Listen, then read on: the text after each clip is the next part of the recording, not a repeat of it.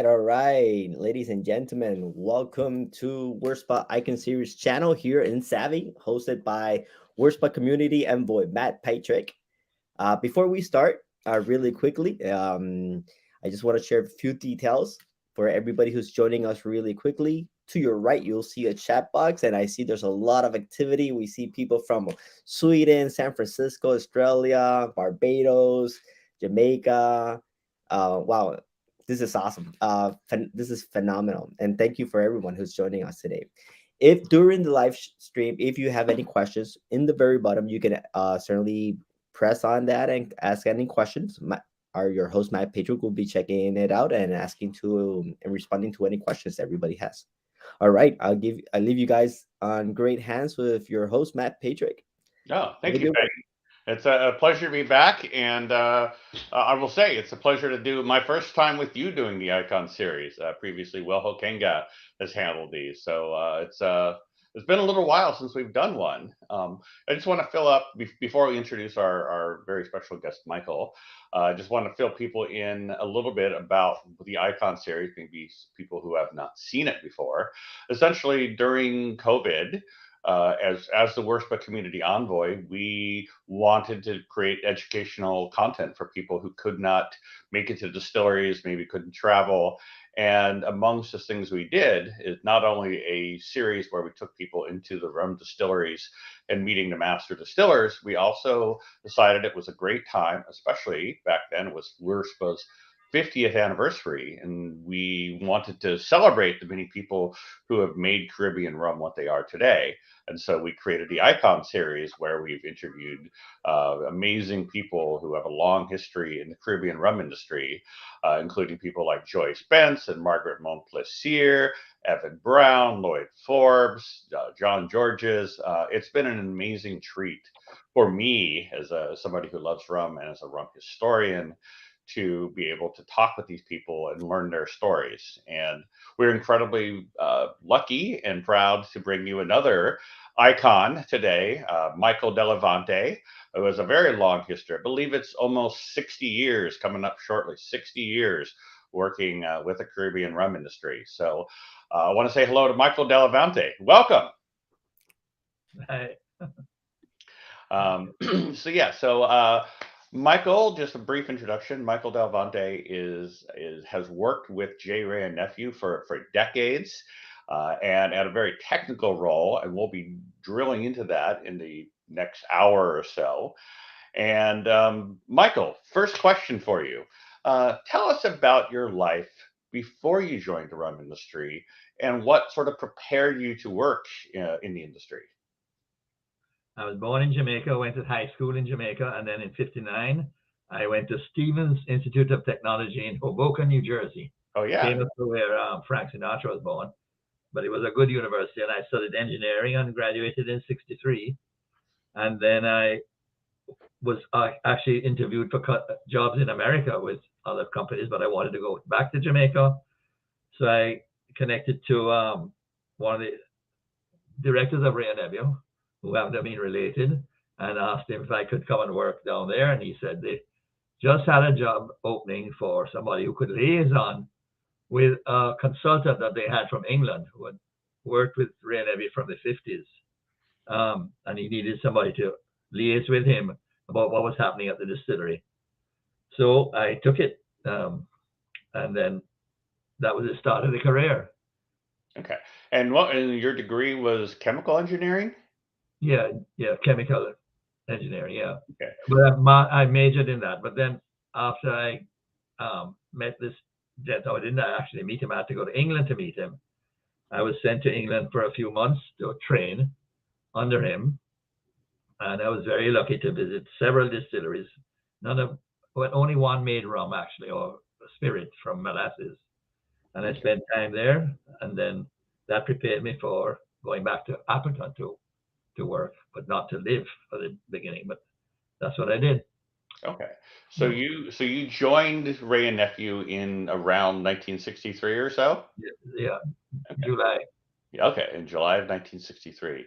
So, so you mentioned gin. I think there's an interesting story about gin and Wray and Nephew in the 1950s, and how it was distilled. Can you tell us about that? Well, the first introduction to this gentleman or this consultant was he worked for a company called Nicholson's in England, and they wanted to make Nicholson's gin and Holloway's gin in Jamaica. So he had them install a APV still hydro selection system to make alcohol just for making gin. And there was a small gin still, I think it was 100 gallons or something that they installed. And the gin business became so big that eventually they put in a 500 gallon still to make not Nicholson gin, Holloway's gin, Bowles gin, Gilby's gin, and another one called Lamplighter, which he gave them all the formulas and everything, right? Oh, we got all the formulas. We made them under license. And then this pot still actually made Wolfschmidt vodka by redistilling spirit from another still, which was interesting. So the gin still was very active. We used to make quite a bit every year of these 5 brands. And this APV still made in England, we are actually started to make alcohol from it to make Smirnoff vodka and a local vodka. So it was very active, but it was very small. I think it was a 12-inch diameter columns. And that's what I inherited when I went to work at Wray Nephew. Right. And so, if I remember correctly, when we discussed this earlier, that we were often told, like at least among rum geeks, we're told that the first column still came to Jamaica in 1960 or so, but that would have been the first rum column still. It sounds like what you're telling us is there was actually column distillation in Jamaica earlier than that. About 55. In fact, they got it under a special arrangement as pioneers for making alcohol. But at the same time, Innswood Estate had a coffee still that they had got from Canada, which was called the Innswood still. And Wray Nephew eventually bought that at Appleton, put it in at Appleton, and that was starting to make their rum, their coffee still rum. So they were then making rum on a column still, plus 4 very small pot stills, and the alcohol on the APV still. Right. And it's interesting. You mentioned the various brands that were made there, and it brings to mind just in looking in my own history research and looking back through old advertisements for J. Wray and Nephew, they were not just rum. They were actually distributors for many other types of wine and spirits. It was a huge distributor, yeah, for whiskeys and other vodkas and everything. I think they probably distributed more imported stuff than they made their own in those days. Because in those days was the dagger rums that were popular. Right. And not even overproof rum at that time. Right. And if I remember correctly, actually, I'm sort of jumping a little out of sequence here, but you told me an interesting story about the introduction of before your time, of course, but the introduction of the Appleton Special, sort of an unusual story about Appleton Special arriving. Can you tell us about that? Well, during the war, when whiskey was, and they were able to get Scotch whiskey in the clubs, especially where the affluent people were accustomed to whiskey, there was a manager at Appleton who decided to make a special rum from cane juice, from what I understood, and it was sold at 40% alcohol, which was illegal, right? So it was called Appleton Special, sold only to clubs, and it was not a general market. And because it was 40% only, they had to put it under the counter at the various clubs, and it became known as bend down, because to avoid anybody from the excise seeing it, the bartender had to bend down to get it. So Appleton Special's first name was really, the nickname was Bend Down. And that's a brand that's continued until recently. Yeah. It's sort of interesting. It makes me wonder if that was the the introduction of Appleton Estate, of Appleton as a brand rather than sort of the splitting of Appleton versus J. Wray and Dagger as the focus. Feels like that's when Appleton became its own brand, not just a distillery. It would have obviously been the first Appleton brand, okay, and then came the Appleton Estate brands, which still exist. Right. Okay. So early on, we've talked a little about your gin distilling. Early on, you became a distillery supervisor for Appleton. This would have been in the mid 1960s. Can you tell us about the rum making equipment and the distillery setup for making rum at the time?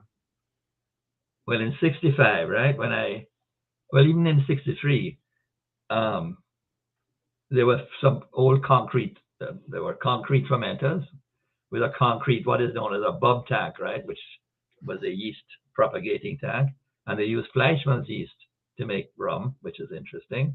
And then they had the Innswood still, the coffee still, which was not a huge capacity. They had the APV still, and they had 4 small pot stills, 1,200 gallons, 1,500 gallons, and I'm speaking English gallons, British gallons, right? Imperial gallons. And then 2,000 pot stills, which were heated by internal coils, which was a pain because when they scaled up, somebody had to go in the still to hammer out the scale that had built up on the coils.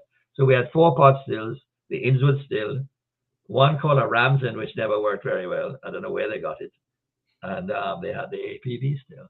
Oh, interesting. Yeah, if I remember correctly, I remember when we had Lloyd, I think it was Lloyd Forbes on, and he talked about, I'm forgetting the name of it, but he talked about basically starting to heat the stills from like an external jacket, like a Candelaria or something like that. A Calandria. Yeah, okay. Yeah. That was the third phase. After the coils, we put in what they call internal calandrias, which is a heat exchange system where you put steam around coils that boil the rum. But they became a pain in the neck to clean too. So we put in external calandrias, which is also known as a reboiler, where the wash from the pot circulates through this thing that looks like a condenser, obviously. And steam is put into that, and then that heats up the wash, and it circulates back to the pot. So that's a boiling apparatus. Excellent. So, yeah, it sounds like Appleton's capacity has increased substantially since those days. The number of stills are much bigger and everything. Well, in 1971, we abandoned all the column stills and put in a large 54-inch diameter, 3 54-inch diameter columns, using what is called an extractive system. So we had a consultant then who designed it for us, and it was made in Canada, and it tripled our production. And what was good is that we actually had our own boiler for the distillery, which made it very efficient. And so the production went up very largely in 72 because of this column, which if you only operated 2 columns, we made a light rum, which duplicated what the coffee still had made. And if you made all 3 columns, you made alcohol, which was growing in capacity. We had a lot of alcohol needed now because we were making more, right? And if you could also operate the 3 columns to make a very light rum. So we were actually making a coffee still type, a light rum, and alcohol on this one system. Oh, interesting. We talked a little bit about Appleton, and we know, and of course, Appleton is sort of the flagship of the J. Wray Nephew. But there's been another distillery that's been part of J. Wray Nephew for a number of years, and I believe you mentioned your family has a connection to that other distillery. Can you tell us about that? It was a New Yarmouth distillery. The name of it was New Yarmouth. It was about 40 miles from Kingston and 40 miles from Appleton, and they built a 12,000 ton sugar factory in 1948. It was the first crop, and they put in 2, I think, pot stills, merely to use up the molasses, because in those days molasses was a waste product, right? So they actually put in 2 pot stills, or just to have some way to use up the molasses or dispose of. And they made rum for a company called Sheriff's. And I think at some stage later, Appleton, Wray Nephew bought some of this rum from this company that my grandfather and his brothers started in 48. Yeah, So interesting. So you're and so was that the Henriques family? Enriquez, yes. Okay, Henrique, sorry. Yeah, Okay. and to my understanding as well, just to try to connect some dots, is I believe the sheriff uh, that they were they the ones who also owned Long Pond? I hear that they did get some rum from there, or they owned it, but it was also, I think it was a Seagram subsidiary, you know. Okay. Spirits was. Yeah, if it's the same family, if it's a sheriff family, my recollection is they owned Long Pond at some point, and if it's them, they own the Bowmore Scotch whiskey distillery Was in that right? I didn't even know that. Scotland. Okay. So yeah, it's a fascinating little bit of history there around the transition between ownerships in the 1940s, 1950s, 1960s. Okay, so in 1973, you moved to Kingston and took over as the manager for the wine and liquor division. Tell us about what that role was like. Well, we built I think it was a winery that could do about 2 million liters of wine. It was, they had made wine before this, but we actually had, Wray Nephew once did Canadian soft drinks, was it?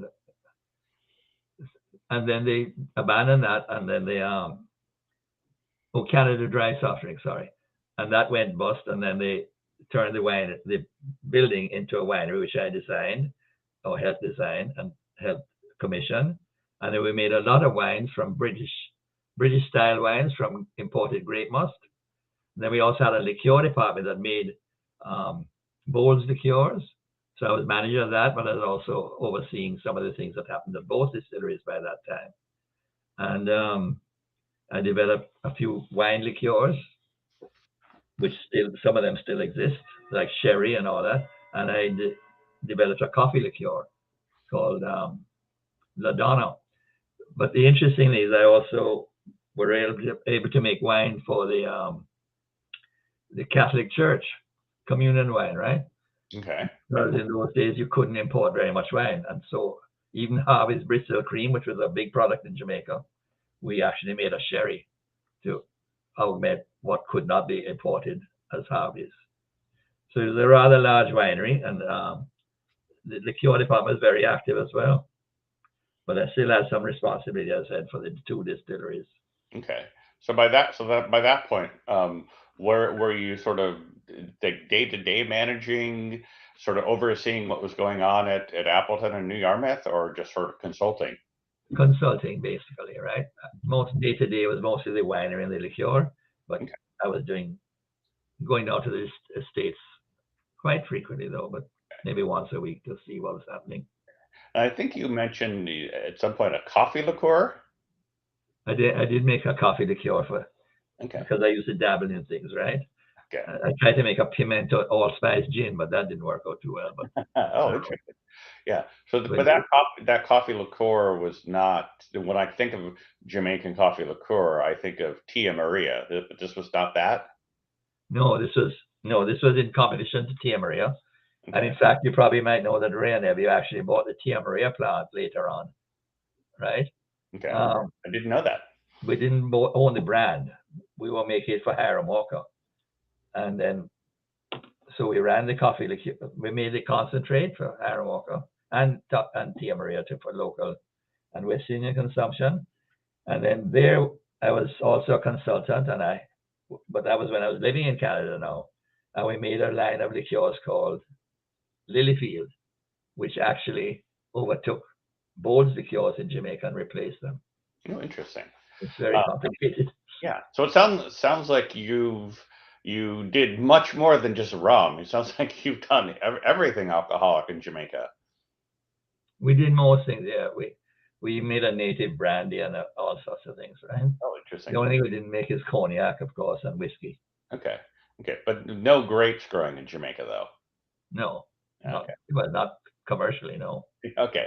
But the grape must that we imported from Cyprus and places like that was what we made the wine from.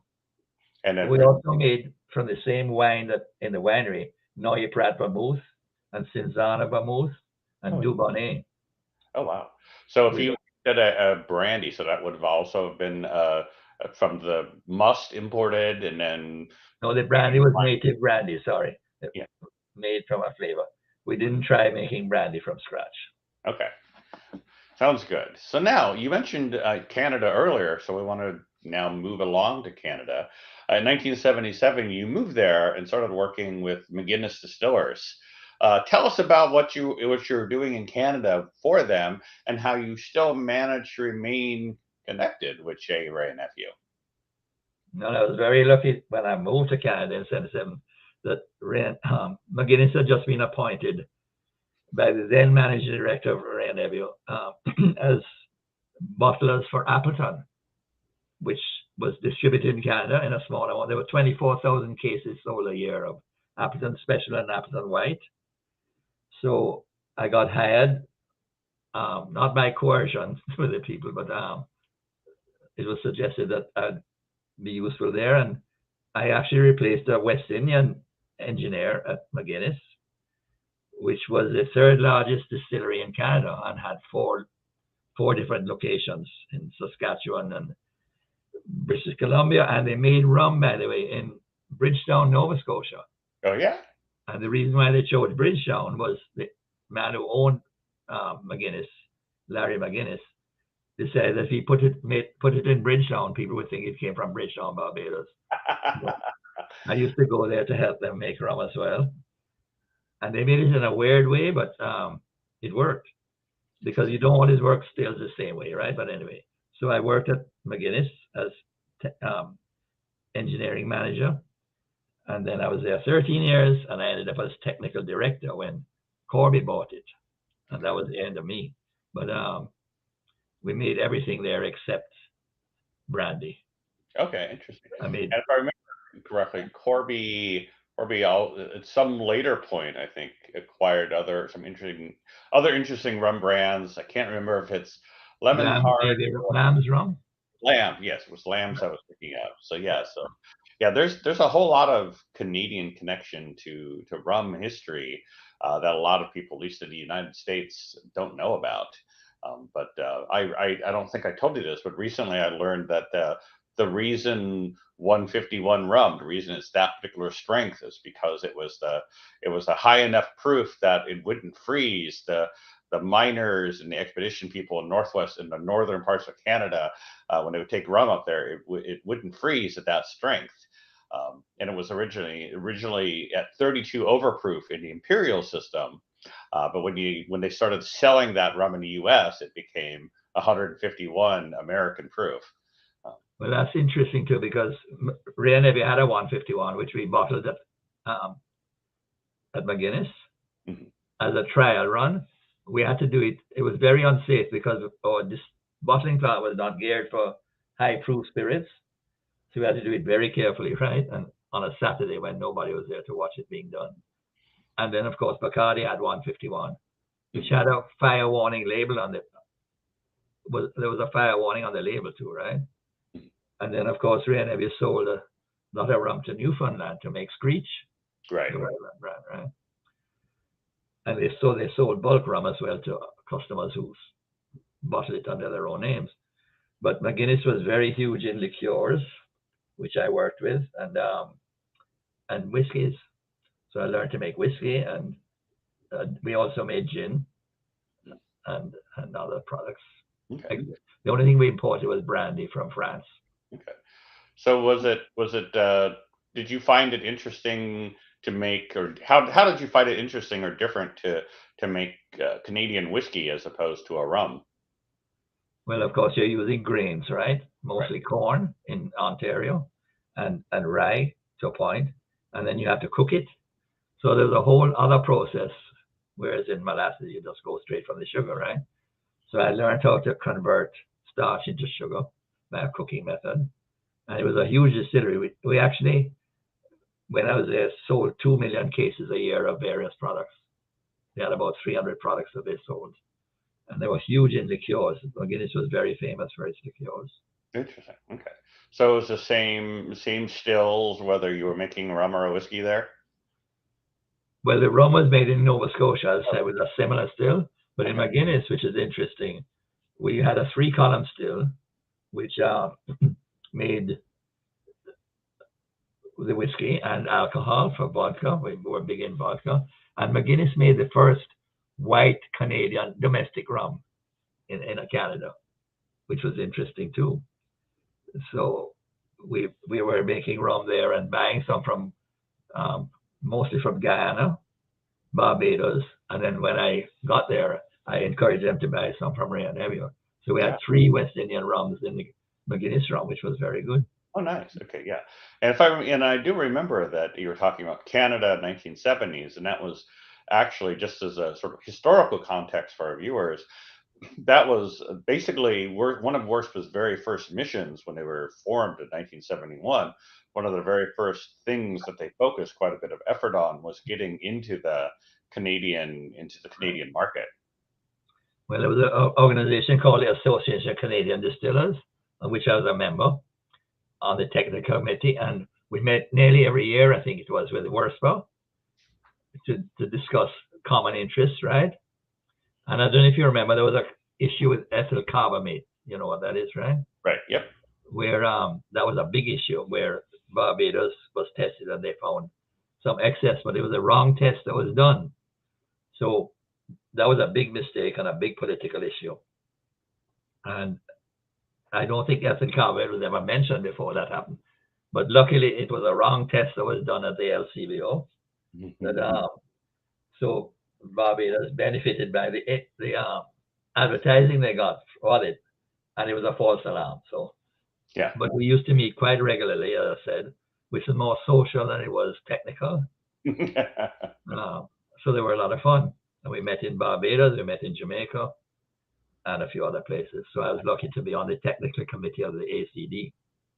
Excellent. Yeah. No, I do remember hearing some of the other people talk about ethyl carbamate issues at various times. In fact, if I remember correctly, chatted with Frank Ward about us with some point, like they were how he was having to work and change some of his distilling process so that Mount Gay's rum could not trigger that limit. So, well, they said that the cause of it was urea as a nutrient for the yeast.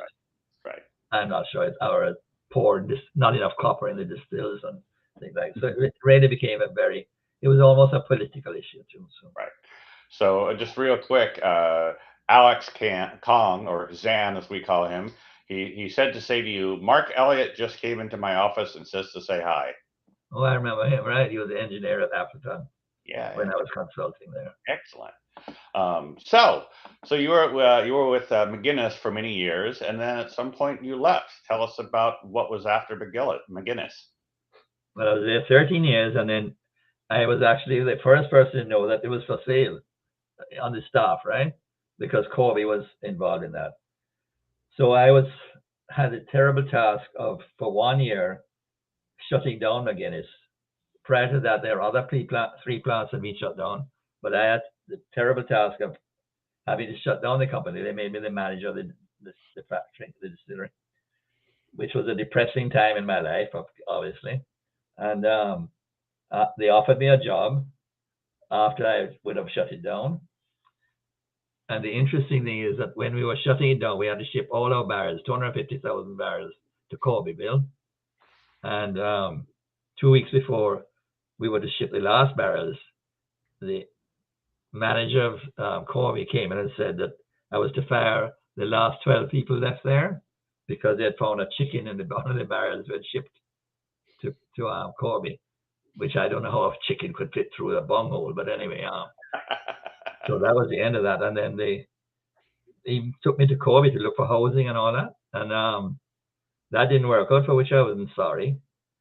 And I was without a job for about 6 months.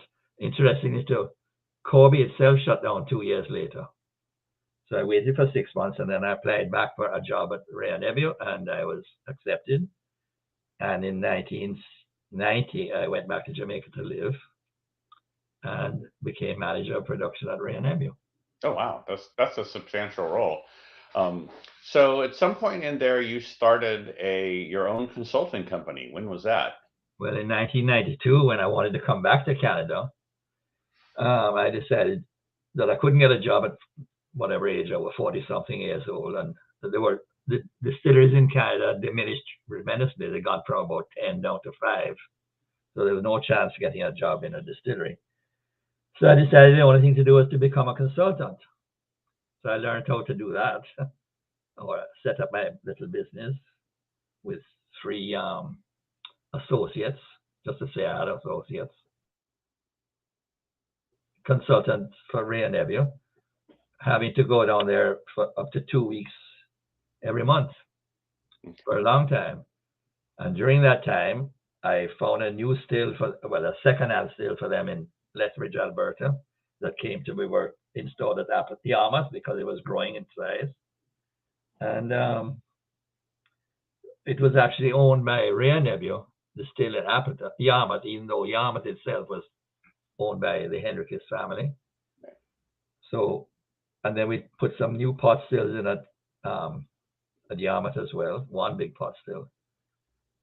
So I was looking after the 2 distilleries, and I also, as a consultant, had the pleasure of accompanying Lloyd Forbes to India on 2 occasions to look about environmental issues, because in India they're very good at cleaning up waste done. And of course, India is one of the biggest rum producing countries in the world, right?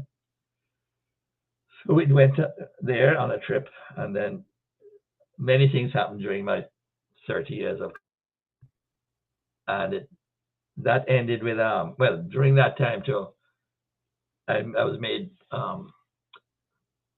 president of Wray Nephew Canada, which was a company that looked after now bottling of Appleton, and I also was looking after the bottling of Appleton in 4 different countries: the U.S., Mexico, New Zealand, Canada, and the States. So that was a lot of fun with traveling too, right? I joined Wray Nephew, saw the world. But and then when we were at the peak of sales of Appleton in Canada, it rose to 402,000 standard cases, which was huge. That's amazing. And Mexico is huge. So I used to go to Mexico every year. And I actually helped design, when they moved from Cuervo as a bottler to Herradura, I actually helped design a rather large blending capacity area for Herradura. Oh, interesting. So I did a lot of traveling, and it was a lot of fun.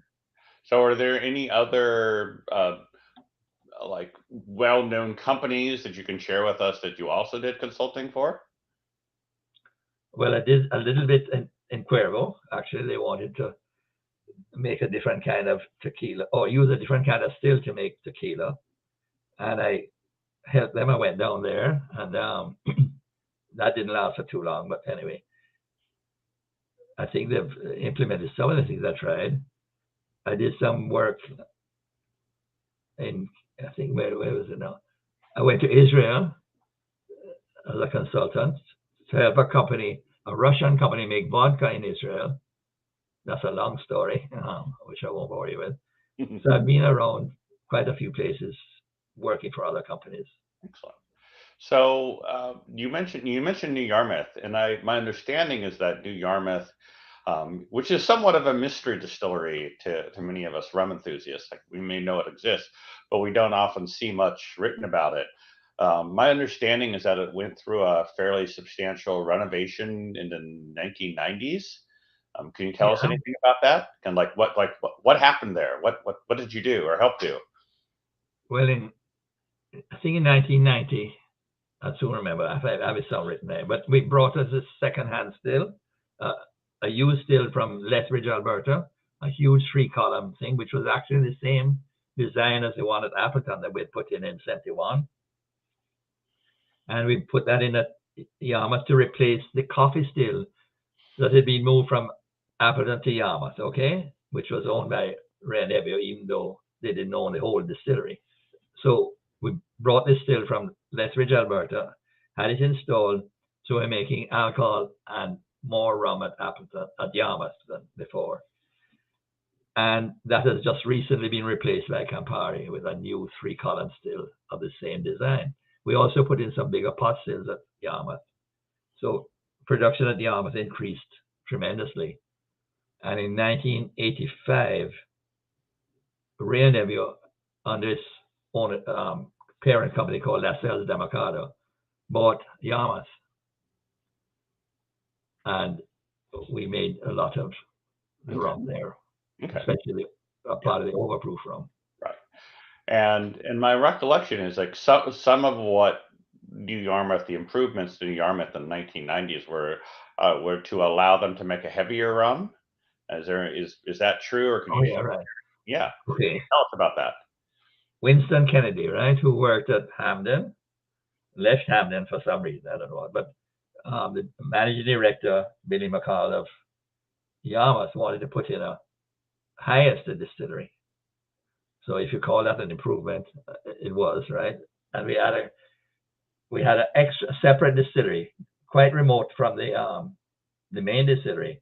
So we didn't want the yeast from one to cohabit with the other one, right? So, yeah, okay, that's smart. So right, so we made 4 marks there, which I think you're aware of. But share for our audience what they are, because I know them, but I don't know what everybody in our audience does. Okay, there were 4 different levels of high ester rum, right?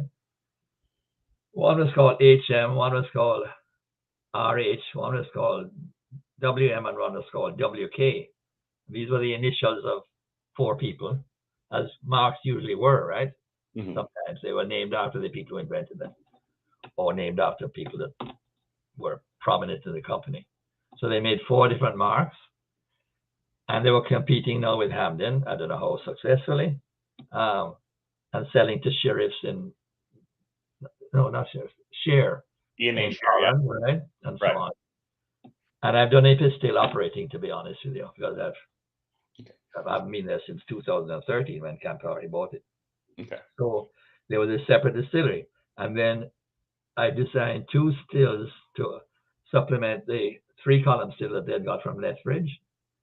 One was a beer column that I had made in Scotland, and a rectifying column to make more light rum. Okay. So it became quite a huge distillery with it. And because the sugar factory had been shut down, it had its own steam supply and everything like that. And then the issue with many distilleries in Jamaica is the environmental issue of where do you put the dunder or the vinasse, right? Right. And with the shutdown of several sugar factories in Jamaica, this has become an issue, which I won't go into because everybody knows. Yeah.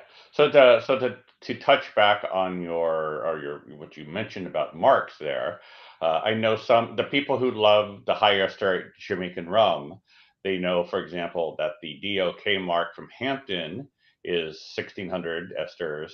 They know that Long Pond's TECC is 1600 esters, and they may know of NYEWK, and that WK would be Winston Kennedy. Winston Kennedy. Interesting. Yes. I will confess I learned that from you. About it should have made sense though. And then there's another one. There was the RH mark. Do you know who that would be? Robert Henriques. Ah, okay. And one of the Wray Nephew. Okay, yes, a family member, if I remember correctly. That's right. He's my cousin, actually. Excellent. Okay. So and I actually just want to clarify for my own curiosity. So you're saying that the New Yarmouth distillery that was making rum up till the 1990s, it was sort of separate, is a separate distillery from where the high ester rum was made. Sort of kept a fair bit. Yeah. Okay. Like dozens of yards apart, or like miles apart? No, it was dozens. Okay. Excellent. Yeah, because I will confess that I've gone on to Google Maps and looked at satellite imagery and tried to make sense of what I see there. So it was a little bit. It was far enough that the yeast wouldn't migrate. Excellent. If it even would have in any case, right? But anyway. Okay. So looking back over your technical career up to that point, like what are some of the things that you're most proud of, that you would say these are things where I feel like I made a substantial contribution to the industry or to the company in terms of new technologies or improving technologies? Well, one of the companies I've had fun working with the late owner of St. Lucia Distillers. Mm-hmm. I actually went down there and helped them with their column still. Laurie Bernard? Right, and I was very close to him, and unfortunately he passed. So I know Margaret as well, right, who is obviously attending this thing. She's been on our Icon series as well. So right, okay. Yeah. And I also had in my little group a guy who used to work at McGuinness, who did product development under my I didn't teach him, I found him there, right? But I got him jobs in places like St. Lucia Distillers to develop products too, and a few other places. So, and also he helped with the development of these line of liqueurs in Wray Nephew, including some RTDs and other things. So, and we worked on that together. So, the fun I had in my career was at McGuinness, where I was allowed to do anything I wanted.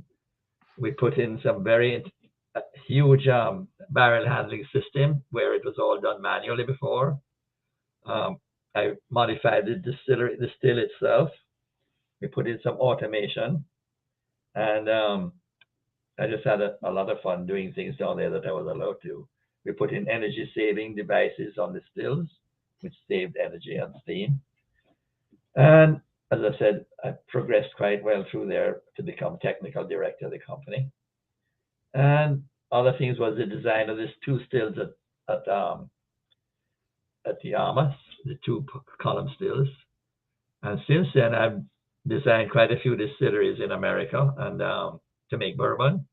Okay. And a big one now in Canada to make whiskey for a company that was once this Sleeman family owned Sleeman breweries, and they put in a distillery. So I designed that.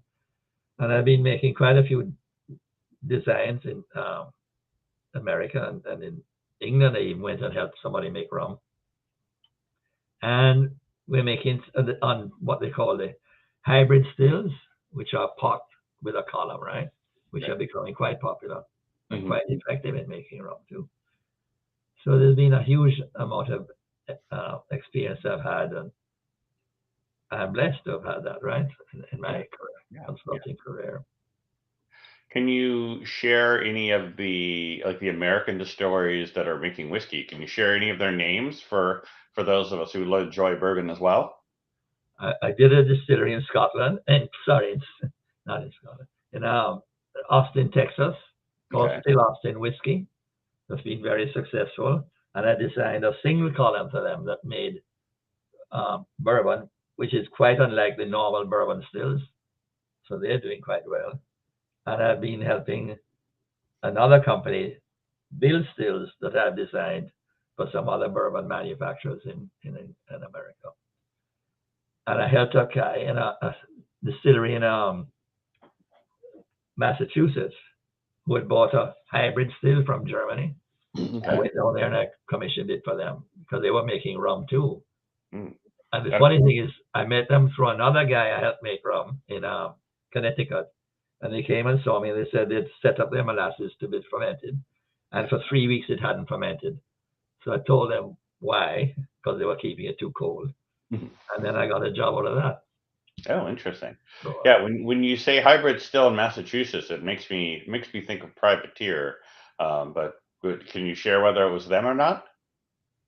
No, I know the lady who worked there, I think. What's her name? I can't remember. Maggie Campbell, Campbell, right? She's now in Barbados.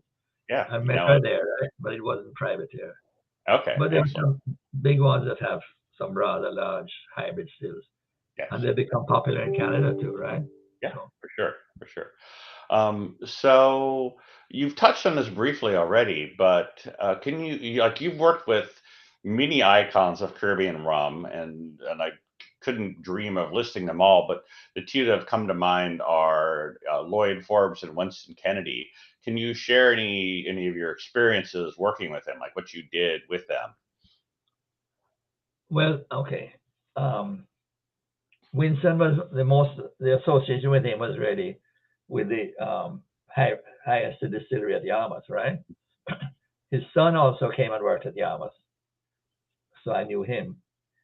But I was learning from Winston rather than being associated that much. But Lloyd and I traveled various places. I said to India, and he was employed at one time to Appleton, where he expanded the distillery quite significantly, the fermenting house and all that. And I also worked on expanding it even further by adding 2 more fermenters. And of course, that was really it was more social with Lloyd than it was technical. Business. But we did meet a lot, right? And we were good friends, that's all. That's great. That's great. So outside of Wray Nephew, have you done in more recent years, have you done any consulting for other Jamaican distilleries? I did a little bit of Hamden, where they added 2 pot stills, and I've done a little bit for Worthy Park. Oh, good. Okay.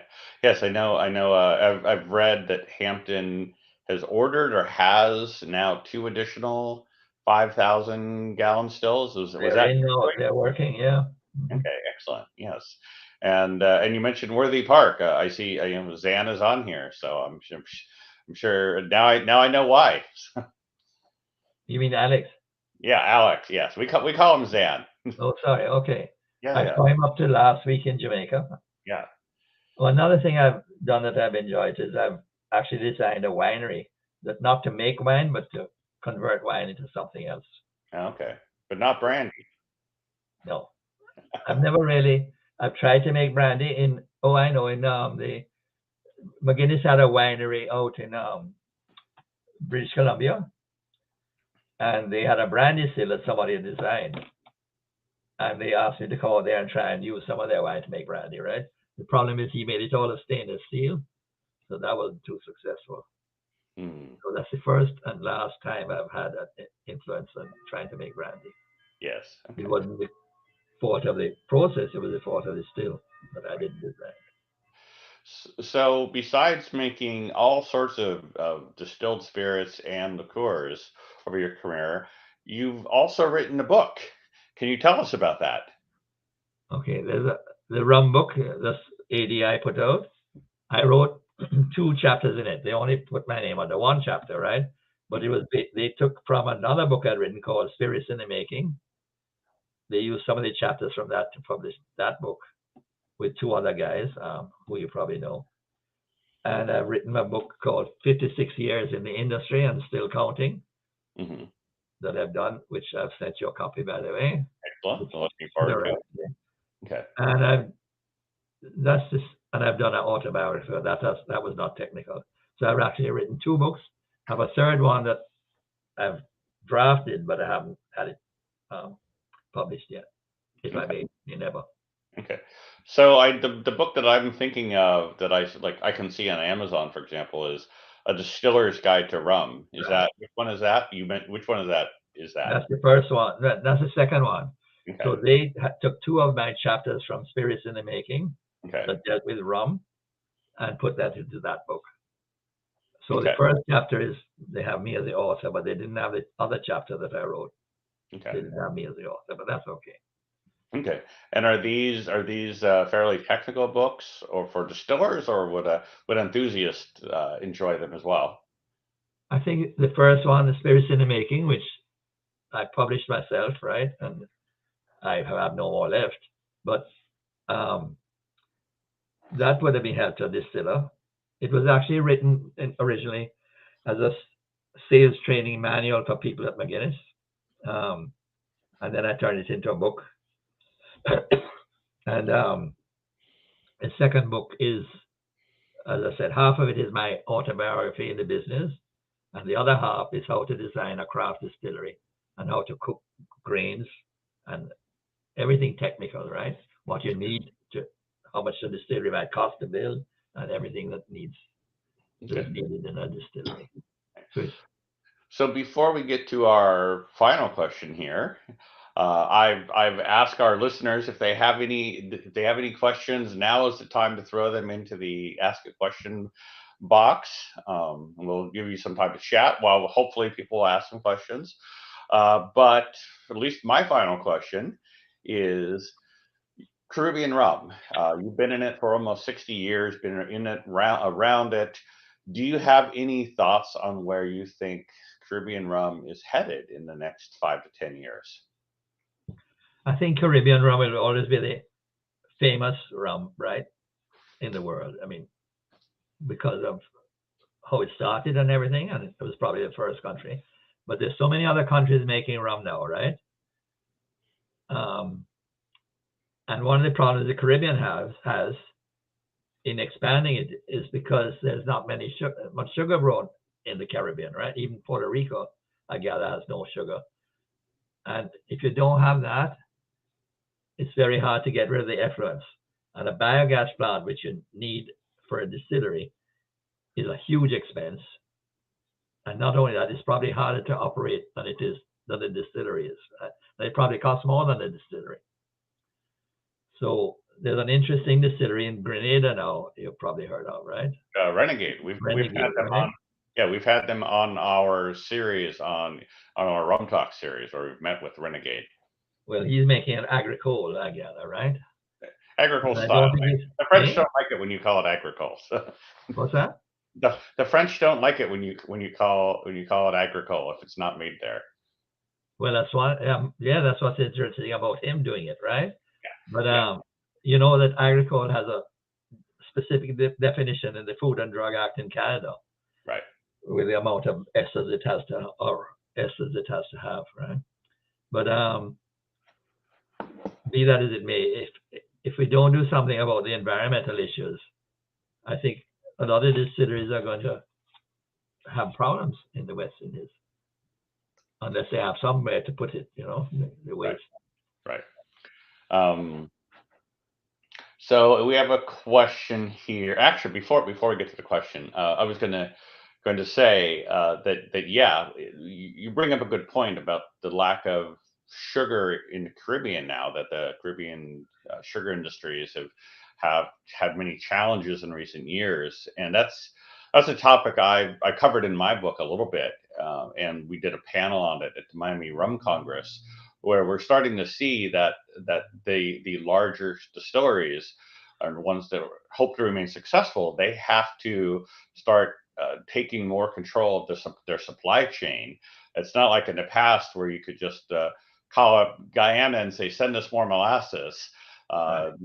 Guyana itself is having to import molasses in some cases. And so I think we're starting to see it's sort of a major directional change in rum is that more and more distilleries or brand owners are thinking we should be growing sugarcane to make rum from all of it, not we're going to make rum from the 20% of it that's left after we extract the sugar. And I think we're seeing more and more of that, and more new distilleries, like you mentioned, Renegade in Grenada, also Cobalt Tree in Belize.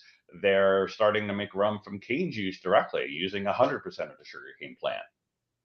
One of the problems with making from cane juice is keeping the cane juice, right? I don't know if you've ever been to River Antoine.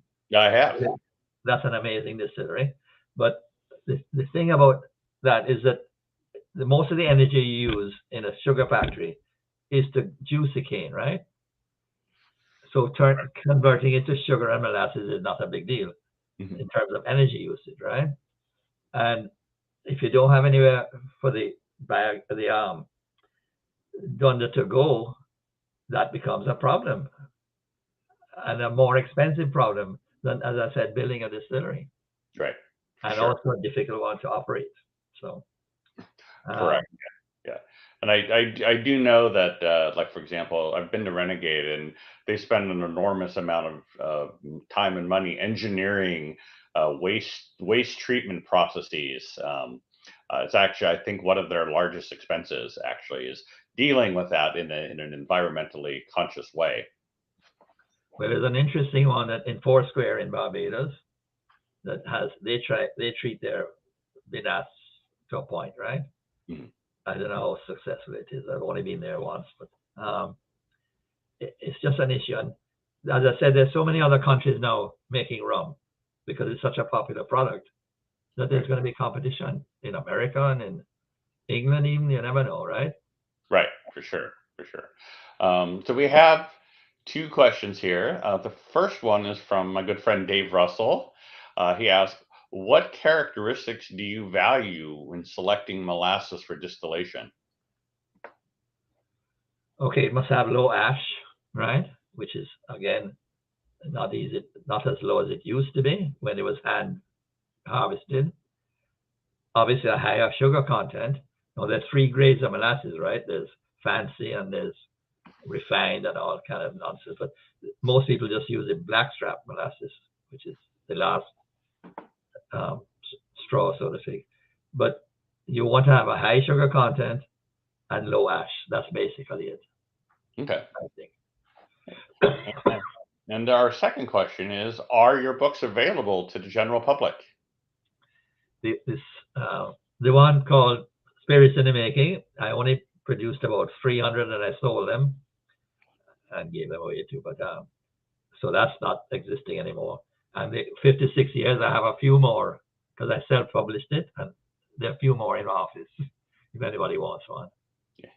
Excellent. Yes, I'm a self-publisher myself. So, all right, I think we are good for questions. I don't see anything else here. Any last words you'd like to say before we sign off? Well, I can't think of any, but I thought I've covered everything.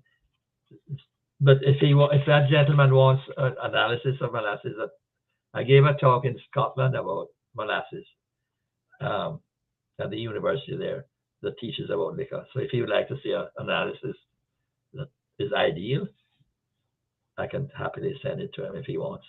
Okay. Yeah, and Dave knows how to get a hold of me. So, so great, Michael. Thank you so much for this. This is fascinating. Some great history here, and you can count on me continuing to pester you with questions long after we sign off here. But thank you so much for agreeing to be a guest here, and like I said, it's a wonderful honor for me to interview yet another Caribbean icon. Federico, do you want to take us out? Thank you for inviting me. Yeah, absolutely. Yeah, this was phenomenal. Thank you so much. All right, guys. Well, thank you so much. Have a magnificent day. Thank you. Bye, Michael. Bye, Matt. Take care, everybody. Okay. Bye.